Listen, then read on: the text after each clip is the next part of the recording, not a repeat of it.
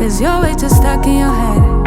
How do you think it's gonna end? Nothing that they could do, nothing that they could say, nothing that they could do. Hello, and welcome back to my YouTube channel. It's time to level up your love life. So I'm really excited about this video because I'm going to be covering how to level up your love life regardless of your relationship status. So we're talking single, seeking, or married. We're going to be discussing how you can make your love life even that much sweeter. If you are new here, hello, my name is Amber and I'm a holistic lifestyle coach. I have been married for 8 years, going on 9 this year, but I really enjoyed my life in every single stage. So whether I was single, whether I was wanting to be in a relationship, and now that I am married, I still have really great routines for pouring into myself, for showing myself some self-love, and also for showing love to my husband. So I'm going to take you all from the beginning to now and share some really helpful tips everywhere in between.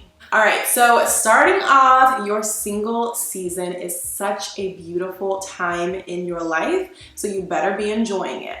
There's just something about the hot girl season that I absolutely love. I don't miss it now that I am married, but while I was single, honey, took full advantage and I had myself a time, and you should be doing the same thing. So I wanted to get into some practical tips, especially for someone who really wants to live a classy, elevated life and still enjoy their life while they are single. So the first thing that you must make sure that you do is focus on your self-care and your self-love. You cannot thrive in a healthy relationship if you don't have a healthy relationship with yourself. You cannot care for and pour into a mate if you do not care for and pour into yourself. So while you are single, that is what you should be focusing on. You, yourself, what you want, what's important to you, building yourself up and loving yourself as much as possible. I have a video that I did on elevated self-care, leveling up your self-care, so definitely check that out. But figuring out what self-care looks like for you is going to be really important. It's kind of like learning the other person's love language. Learn your love language. How do you like to be treated? How do you like to be cared for? How do you like to love? Spend that time learning yourself, pouring into yourself, going on a journey of increasing your self-love so that when someone does come along, you have already healed all of the broken parts of yourself and you are focused on elevating, and then you have the space and the energy and the time to give to someone else. Next up, during your single season, it's really important to focus on building routines. You don't want to have to figure out how to take care of yourself and how to have really good routines when you are already married, because now you've integrated someone else into your life and you have someone else to consider. But when you are single, it is literally all about you. What do you want your morning routine to look like? What do you want your midday routine to look like? What does your evening routine include? Are you taking a nice, long, luxurious bubble bath? Are you cooking a beautiful, healthy, nutritious meal for yourself? Are you taking time to sit down and to journal or to luxuriate with body scrubs and body butters? Whatever you want to do, spend time doing just that and build that into your routine. Because when you get married, you now have to consider someone else and their schedule and their needs and their time in every single thing that you do. But when you have decided, hey, this is what's important to me, you're not gonna let yourself slip in your routines and your care slip for yourself, because now you have all these other things and other people to think about. Because you've been focused on yourself for so long, you used your single season to continually add value into your life, and that is gonna carry on to you in all other seasons and relationship statuses as well. Along with that, I feel like this is kind of a given, but while you're single, it's really important to get to know yourself. You do not want to wake up one day when you've been married for 1, 5, 10, 25 years and say, who am I? If you spent the time in your singleness really learning yourself, learning what you like to do for fun, trying out new hobbies, figuring out what you want your fitness and wellness routine to look like, learning what you like to eat, trying new foods, traveling the world. All of those things are very, very important to developing you as a person. You have to get to know yourself very, very well, because it's so easy to start to evolve and change to match what you feel like the person you're in a relationship wants you to be, or to start being how you think other people expect you to be. But when you've taken the time to get to know yourself extremely well, you are unshakable. You're like, hey, this is who I am. And so when you are getting into a relationship with someone, you understand they are going to take you and accept you and love you as you are, for who you are, because now you love yourself, you know yourself, and you know the value that you bring to any situation. And I touched on it briefly because I just feel like it's such an important piece, but you have to travel while you are single. You have to learn, where do you like to go? Do you like beachy, tropical locations? Do you like skiing, going to the mountains? Do you like exploring different countries, going on educational or museum type focused trips? Yes, once you are married, it's so important to still travel together, which I'll touch on later. However, the fact that you have gone and done those things, you can bring that into your relationship, and you can say, hey, I spent some time in Puerto Rico and it was really amazing. And they have these amazing drinks there called raspas and like a snow cone. And you can kind of explain what you love about different places and what you have enjoyed from different experiences with the person that you love later in life. But having those experiences on your own really opens up your world. It helps you elevate your mind. It helps you really focus on being immersed in different cultures and figuring out what you like and what you enjoy. So please travel as much as you can. I know sometimes solo travel can definitely be a bit dangerous or unsafe, unfortunately. So maybe you can travel with other people or look for different groups, find friends to travel with. And if you do travel on your own, make sure that you're being very safe, that people know where you're going at all times, and that you are alert, you're paying attention, so that you can enjoy your experiences traveling the world in a very safe way and take those experiences with you into the next season of your life. And lastly, as we're talking about the single season, it's really important to learn to look nice for yourself. You don't want to say, oh, when I get into a relationship, I'll start taking more pride in myself. No, take pride in yourself now. Take pride in yourself for you. Look good for you, dress up for you, get your hair done for you, get your nails done and pedicures for yourself. Again, if you truly love yourself and you truly care about yourself, you are going to want to look nice for yourself. You're going to want to smell nice for yourself. You're going to want to take care of your body and take care of your mind. So do those things now. Don't wait to do it for someone else, because that can build a lot of resentment. You don't want to say, oh, well, I have to dress like this, or I have to put on this makeup, or I have to get my nails done because that's what this person likes. No, honey. What do you like? It's fun being a girl, so enjoy it. Do all the fun things, dote on yourself, get dressed up, go out looking good for you. And I promise you, when you meet the right person for you, you're gonna wanna continue doing those things because you already love yourself so much and you are very confident, and that is going to exude in every single thing that you do. All right, next up we have your seeking season. So I really wanted to separate these two things because I think that singleness and seeking do not always go hand in hand. If you want to be single, girl, be single, enjoy your life, do your thing. You do not have to be with another person. I want to make that extremely clear. So that's why seeking is separated, because seeking is for someone who is like, you know what? I am ready to share my life with someone. I would like to find a life partner. I would like to be married. So I am seeking that in my life. So first things first, while you're seeking, listen, the man is not gonna come to your door unless he's like the UPS man or like the FedEx man. You never know. But in most cases, the man that you want is not just going to pop up. So you have to leave your house and you have to put yourself in environments where the type of man you want to attract is going to be. If you want to attract a godly man, you need to be in godly locations. If you want to attract a wealthy man, you need to be in wealthy locations. If you want to attract a man who enjoys traveling, you need to be traveling. If you want to attract a man that enjoys reading, get to the library, get to the library, get to the bookstores. You need to be in the place where this man frequents and where he is going to be. So again, stepping outside of your comfort zone is really going to make the difference in finding the person that is right for you. And you have to be honest with yourself. If you're like, okay, I want a man who is very loyal and genuine and he's family focused, you're not gonna find him in a ratchet location. You need to find him in a nice, lovely, elevated, family-friendly location. You can't say you want one thing and then put yourself in environments where that thing is not there. So literally think about the life that you want, think about the person that you want to be with, and decide where you're gonna go to enjoy, and decide where you're gonna go to attract that type of man. The next thing that's really important while you are in your seeking season is to date with intentionality. Do not date just to be playing games or for fun.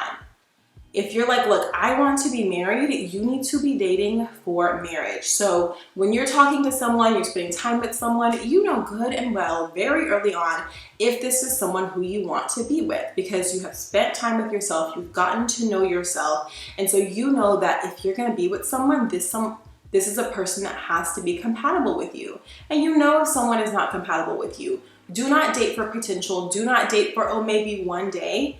Date for what you want truly in your life for a long-lasting, loving relationship. Something that goes along with that I also think is really important is to create your list. Create a list of what you want in a man, a list of your non-negotiables. Like, look, these are things that I absolutely cannot do in a relationship, things that I will not put up with, and kind of like your dream wish list as well. Like, literally include everything.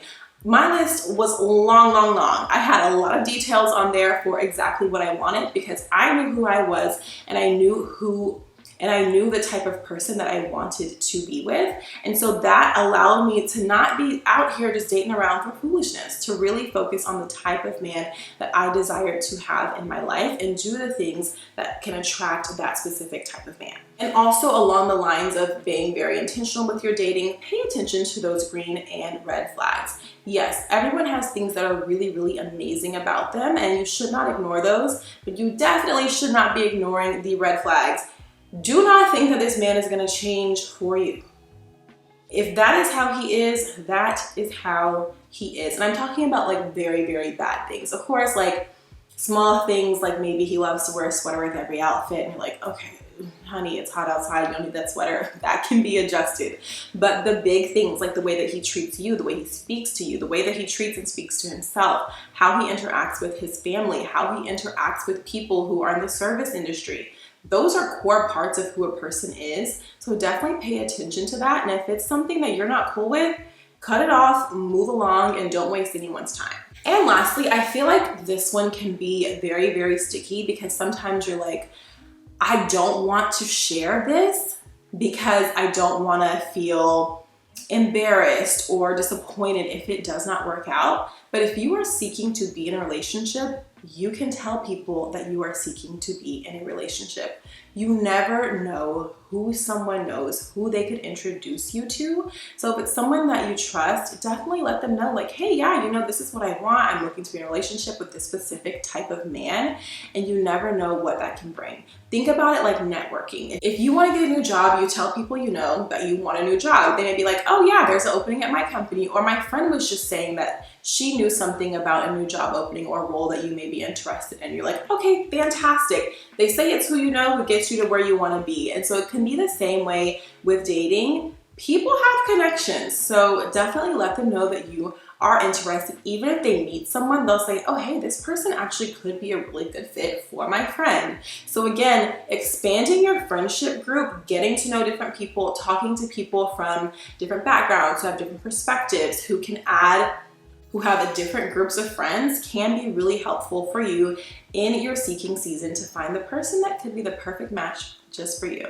And lastly, we're going to be talking about how to level up your love life when married. So first things first, when you get married, that does not mean it's all over. That is literally just the beginning. So all of the work that you put into the relationship to get to know this person, to date this person, to fall in love with this person, to attract this person, you still have to put that work in once you are married. One of the most important things that you should be doing is prioritizing each other. Remember, find out what's important to the other person. Figure out what their learning style is. Figure out what their love language is. What do they enjoy doing?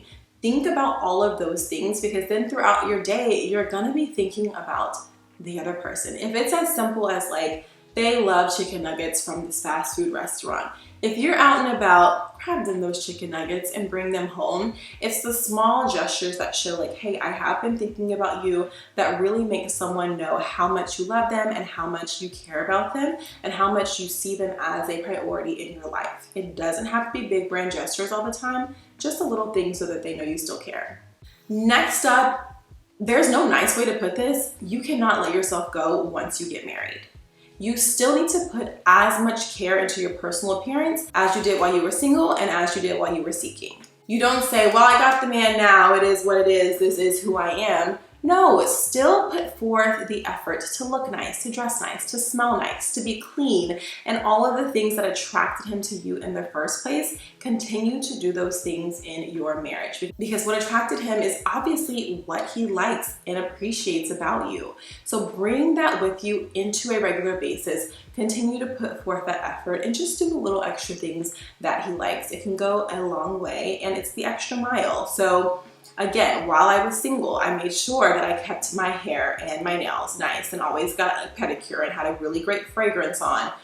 I'm not gonna stop all of that just because I now have the man that I want to be with.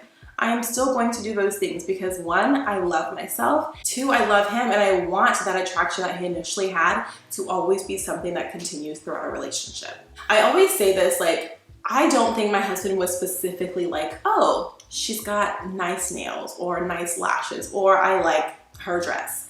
No, but he was like, wow, this is a really great put together shiny thing, and that's what I want. So no, the man is not paying attention to all of these specifics necessarily, but he sees a full package and he likes what he likes. So continue looking like what he likes. Okay, next up, this one is definitely more on the internal side. It's really important to make sure that you are communicating regularly and effectively throughout your marriage. Communication, I know people say it all the time, but it literally is key, and it's so, so important in every single relationship in your life. You have to make sure that your partner understands how you like to be treated, what you need from them, what makes you feel special, things that you don't enjoy. Communicate that. It is okay. Remember, this person loves you and you love this person. Y'all have built a life together. And so there's no need to feel like, oh, I can't say this to him, or maybe he's gonna judge me. I don't feel comfortable being vulnerable. This is your person. And with your person, you need to be able to communicate every single thing. Your fears, your wins, your losses, the things that make you feel overwhelmed, things that make you feel overjoyed. Share all of that with your mate. And throughout that, it's really important also to encourage growth in one another. If they want to start a business or if they want to start creating content, support them. Ask them how you can help. What can I do for you with your goals? Even if it's not something super grand or outside of the box. Maybe they want to work towards getting a promotion for their job. Okay, great. How did things go today? Do you want to brainstorm some new ideas? Be there for the other person so that they know, hey, this person, if no one else does, my wife loves me and supports me on the journey that I'm on in my life. You also really want to make sure that you adventure together. So yes, that could look like traveling. My husband and I are going to be going to Europe this year for the first time, and that's something that we both get to experience together, which is really, really exciting. So if travel is important to you, make sure that on your list of your things that you have to have, your non-negotiables, that it includes someone who enjoys traveling. Also, adventuring together could be like having date night on a regular basis, exploring new restaurants or new experiences in your local city, or even having date night at home, trying to cook something new together or painting at home together. You can go out and have new experiences, elevated experiences, like going to a pottery class, going to cooking classes. There are literally so many options. You just have to take advantage of them and plan out that time with the person that you love. And in the midst of that, you also have to sacrifice for the other person.